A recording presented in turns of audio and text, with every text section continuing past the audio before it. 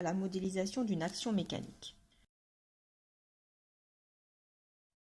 Intéressons-nous à l'action mécanique exercée par la raquette sur la balle au moment de la frappe.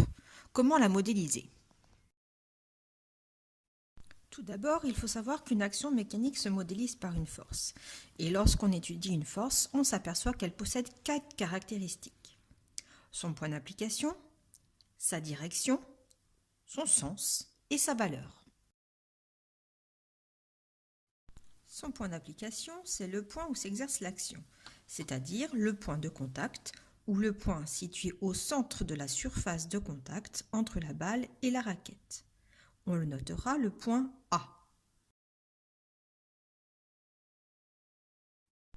Sa direction ou droite d'action peut être horizontale, verticale ou oblique.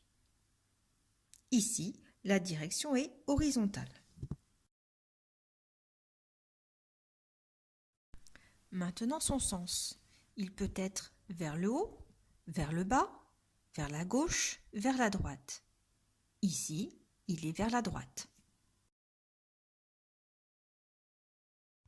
Et enfin, sa valeur, qui s'exprime en newtons et peut être plus ou moins grande. Ici, on lui donnera une valeur de 1000 newtons. Cette valeur se note.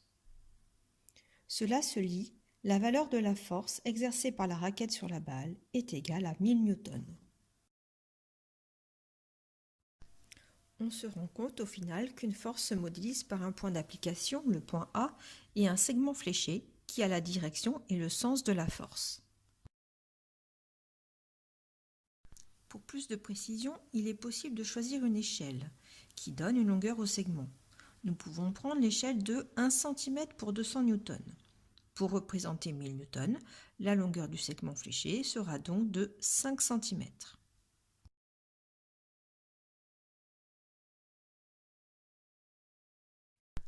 À la fin, on note la force représentée sur le schéma de la façon suivante.